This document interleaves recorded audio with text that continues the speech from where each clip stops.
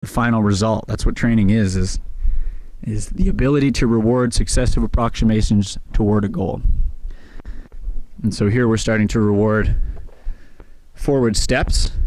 The former iterations of that would have been looking toward me, disengaging his hind end, and now we're starting to see this drawing of him toward me.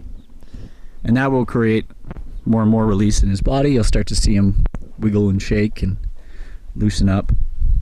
So this is like really important foundational work, and if you can reward it properly, the horse will remember it, and he will seek you. He'll seek you out when you're around, because he's pretty sure you're the source of the peace. This is also how you get so that you can catch your horse. Just teach him to come to you. And then you have to make sure that you haven't created a snake out of the halter, just a separate piece. But if it's in your hand and he trusts you, your luck is going to be a lot better. So again, I'm just asking him, how close can I get to you? How would you like me to come towards you? You really have to meet them there.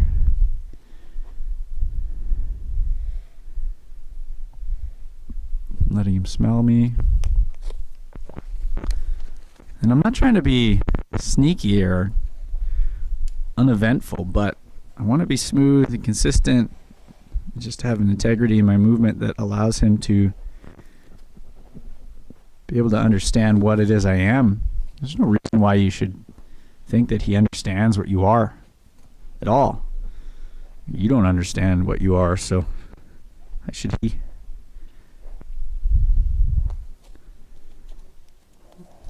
And so if he starts to move, I'm actually going to move away and give him space and head toward the direction he's going.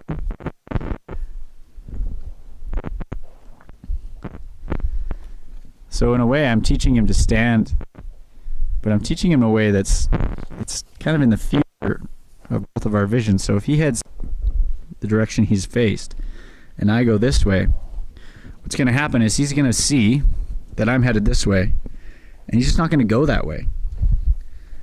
Because the ones that did that when there was a predatory anomaly probably eaten because they ran too often and they fought fights they couldn't win. So I think that horses actually learn how to preserve their energy, and that's one of the reasons that you can get them to turn before they get to the place you're headed. So I'm trying to do this on both sides. He's actually presenting me with both sides, which is really nice. And then when he has both eyes on me, I'm trying to reward him even more.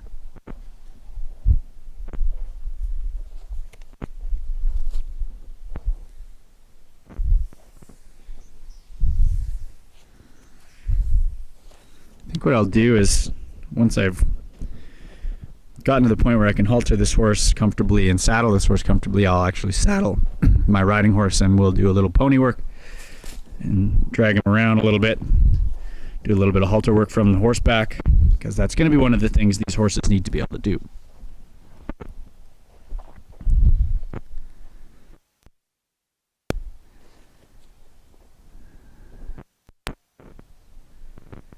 I'm going to let him smell the halter.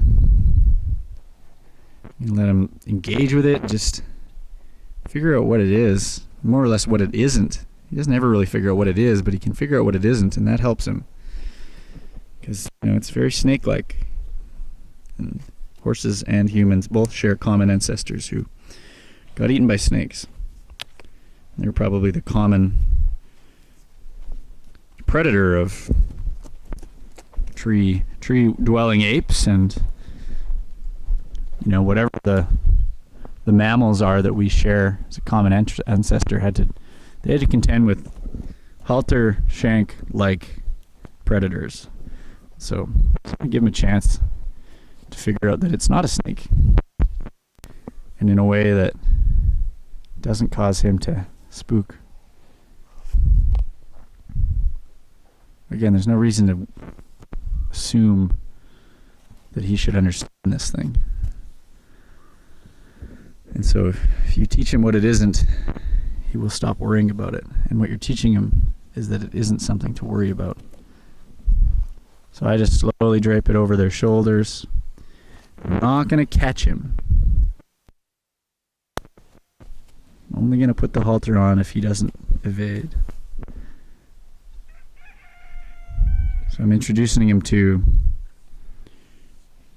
anomaly at a rate that he can handle.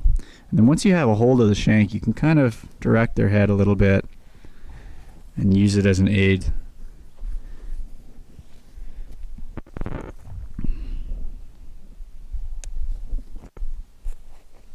So here I'm just with him, trying not to pull.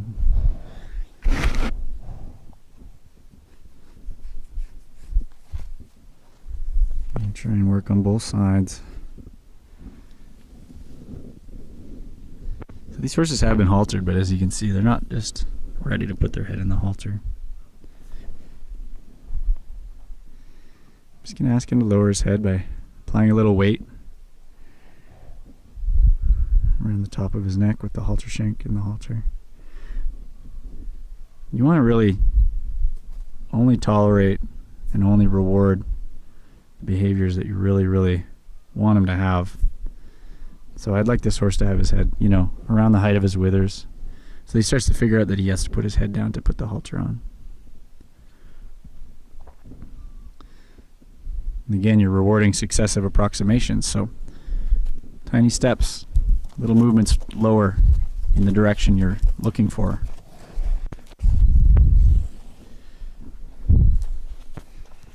Just going to try and be smooth tying the halter, and then I'll go back to lowering the head.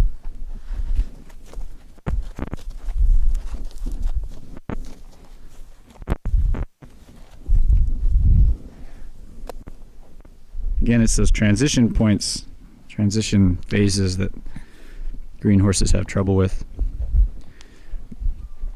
Like halter not on yet, but around the neck.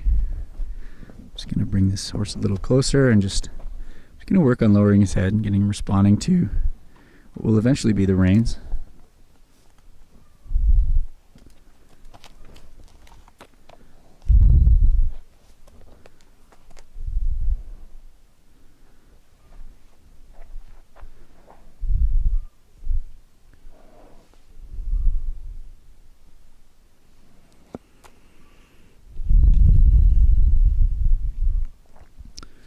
And once I get somewhere with lowering the head, maybe get some deep breaths, get some head lowering that actually sticks instead of just the bobbing.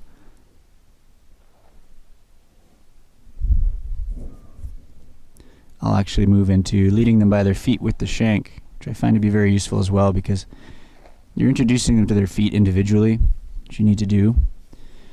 Teaching them how to pick up their feet, you're still teaching them how to distribute their balance in a very precise way. There's no reason to believe that the horse should have come, balanced. He just came balanced to whatever environment he was in. You can see that he doesn't even really understand what that is. So I'm going to take it as slow as he wants me to take it.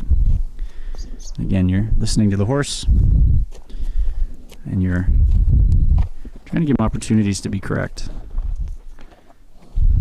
Good. This is a great way to teach them how to pick up their feet without having to bend over a lot, without being in sort of a strike position where the horse could strike. And I'm just applying a little bit of pressure behind the knee, pulling, not pulling on his head. Ideally, I'd have a longer halter shank. And then what you're really teaching him to do is distribute his weight off of that leg. If he picks it up, that's just an outcome. It's a result of him distributing his weight. And so when he does pick up his foot, I just release. And you can really teach your horse to lead this way too. We're really considering these horses like colts. They're really halter handled, not really gentle to people, not really taught to do anything. So leading them by their feet is a really good foundational activity.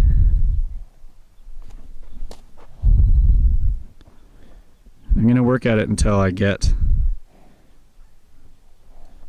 a very smooth distribution of weight and the raising up of the foot.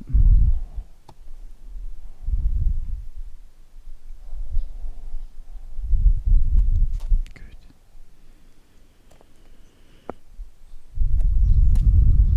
was a little smoother. You didn't have to tip over. Good boy, good boy.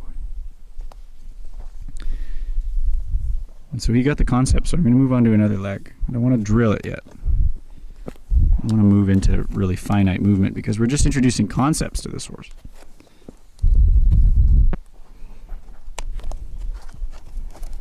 Just going to move with him. I have the shank just kind of on his shoulder.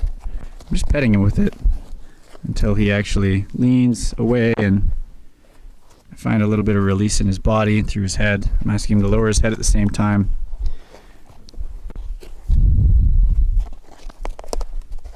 I want him to know that he can move away but doesn't have to run away, and that he can sort of yield his body away from the pressure and then just stay there.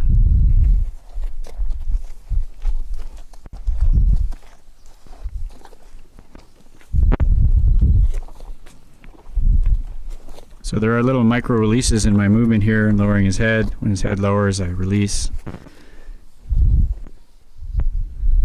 No release for that.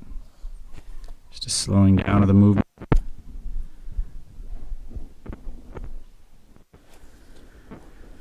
I'm going to go back at a little bit of a slower rate. Just introduce him to it at a pace that allows him to deal with it.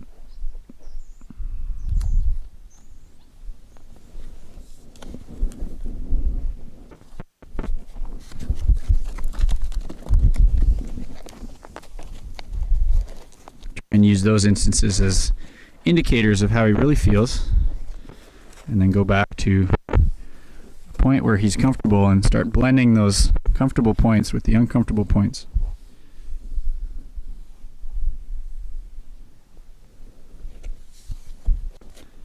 I don't want to be holding his leg, just letting him feel that rope on his leg, and it can totally come loose. It's not tied.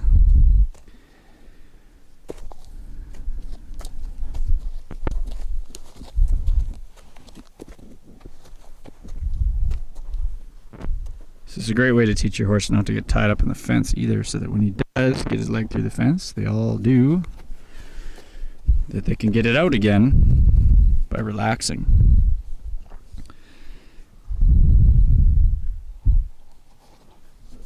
Oh, he's considering the other leg, which is fine. Again, there's no reason to think that they have sort of left and right front consciousness. They don't really need it to just walk around the field. Articulate. You know, it's like teaching them a language. Front left leg forward, right left leg forward, or front right foot forward, etc.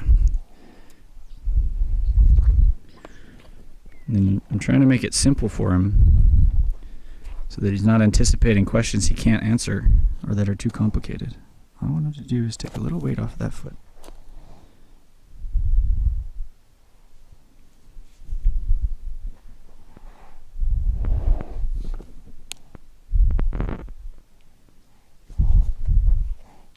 Just a little pressure behind the knee, maybe on the ankle, although this is quite a short shank.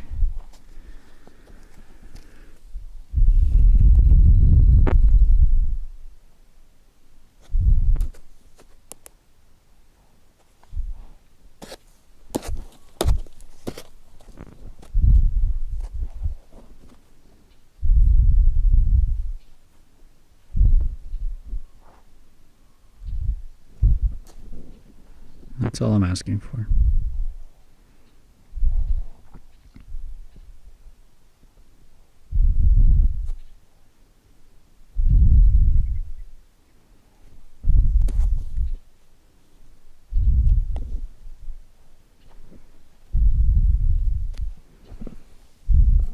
So because that's all I was asking for, I want to release in a way that tells him that that was the correct response. And I might go back to lowering his head. It's good to finish with lowering the head because you disengage a lot of the flight circuitry in them that leads them to not be able to learn.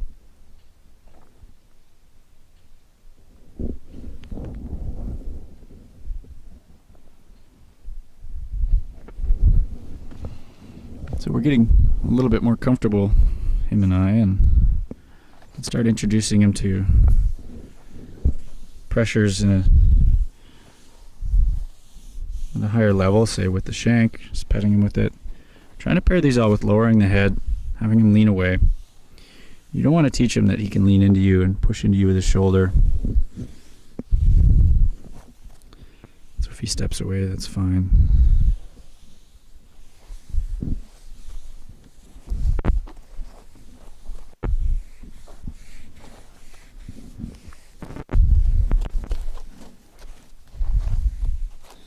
So the more you can get them in a state where they're really there and listening and relaxed, the more you can teach them, the more you can introduce them to.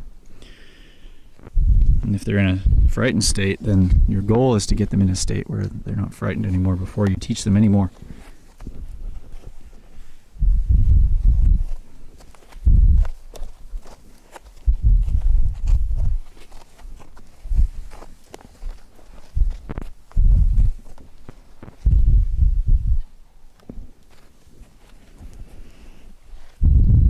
So he's a little more green on his left side, so I'm going to spend a little more time over here until I can get him to just lean away and stand. Let me pet him. So I'm asking him to lower his head and releasing. On his shoulder and releasing. Releasing more slow, concise movement from him instead of just leaning away and walking away.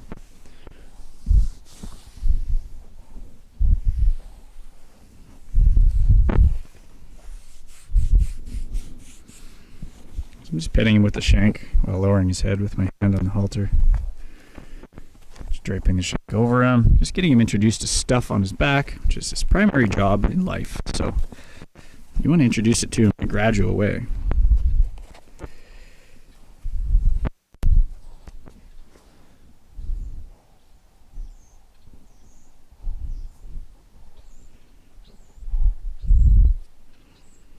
And the goal is by the time I get to the saddle that there's no need for him to buck because he's okay.